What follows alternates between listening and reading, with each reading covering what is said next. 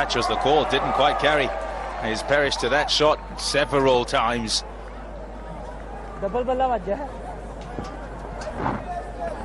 Heart would have been in his mouth, that's for sure. Fell short of deep square leg.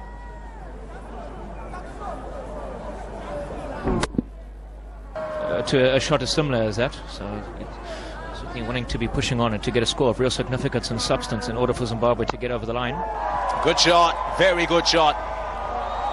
Easy as you like from Brendan Taylor. He's been struggling to middle it. This one in the slot, and a good lofted drive over the offside for 4.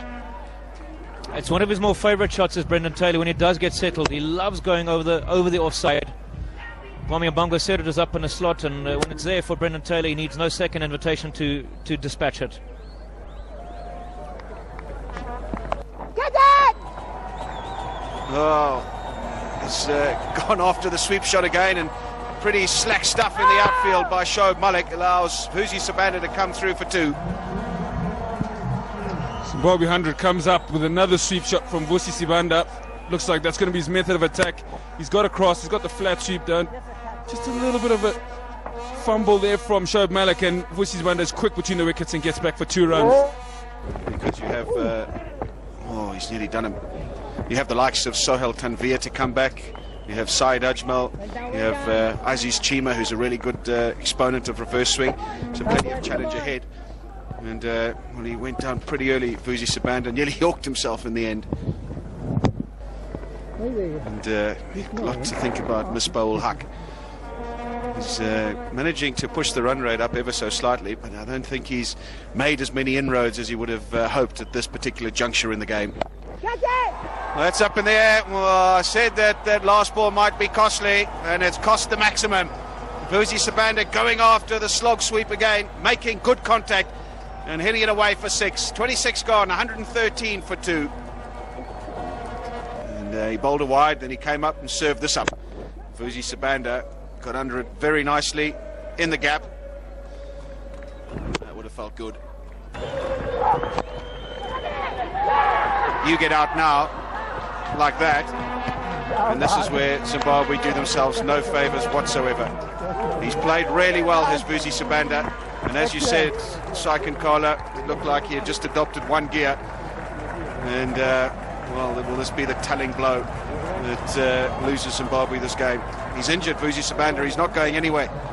So what he's done is he's got an inside edge onto the calf, I would imagine, and he's unable to leave the field, but he's going to have to, and not retired, and he's going to be out, caught and bowled. As much discomfort as I reckon his captain's feeling at the moment, because they were on top.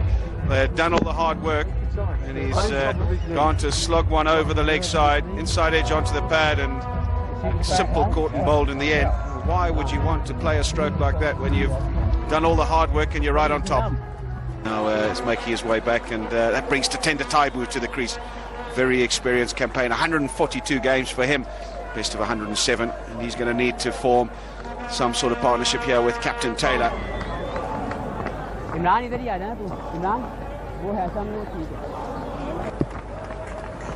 Yes! Trouble here. Has to be close.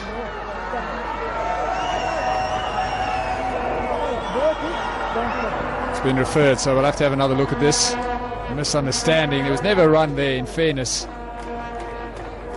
So let's just have a look and see if he got back in time. Taibu sends him back. There was hesitation. Throw comes in pretty quickly and pretty well as well. I think he could be okay. Just depends on how the umpire's going to adjudicate, whether he knocked the bowls off with his hand, whether the ball was in his hands when he knocked the bowls off, or whether it was a direct hit. I think he's safe. I don't think he had the ball in his hands when he broke the stumps.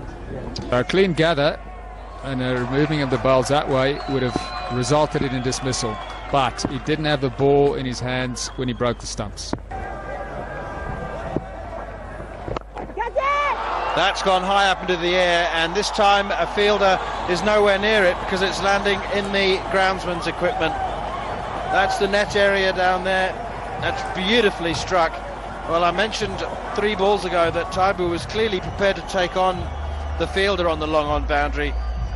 You heard Ramiz say that he reckons that Shoaib Malik is the man to target, and that one has come straight out the middle. Top hit on that, I think. It's outside the line. Brendan Taylor gone for the big sweep shot. The umpire agrees that he got a little top edge.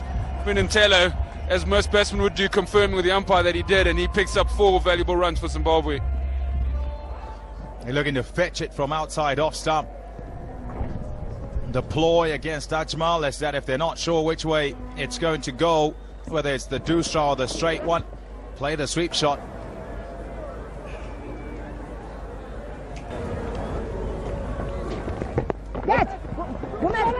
Come on, sweet baby. Beating the man, it'll be a couple of runs. And 1, and he gets to 50, Brendan Taylor. He's played well, struggled at the start, Brendan Taylor. He's gone to 50 and it's off 76 balls. Now needs to keep going for his side.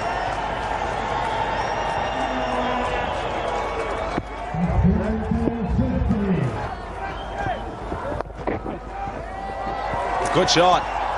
Lots of work, too much work for deep backward square. So 4 runs to end the over, 8 off that one. After 40, Zimbabwe 174 for 3. It's gone straight up in the air, looking to go for the big shot, and the catch will be taken by Yunus Khan. Just the breakthrough that Misbah ul Haq would have wanted from Azaz Chima, and he's coming to the attack and delivered again. Well, surprising selection of shot here from Tatenda Taibu. He hasn't taken the power play. He's gone for the big shot over the top. 2 men back. He hasn't got all of it. In the field, like Yunus Khan easily under it, taking another wicket for Aziz Chima. Tatenda Taibu goes for 26. Zimbabwe 174 for 4. Brings in Malcolm Waller into the side today because he can bowl and bowl some. He can bat and bowl some off spinners. There's a look at the dismissal. Looking for the big shot, picked the slower ball and tried to heave it over the onside.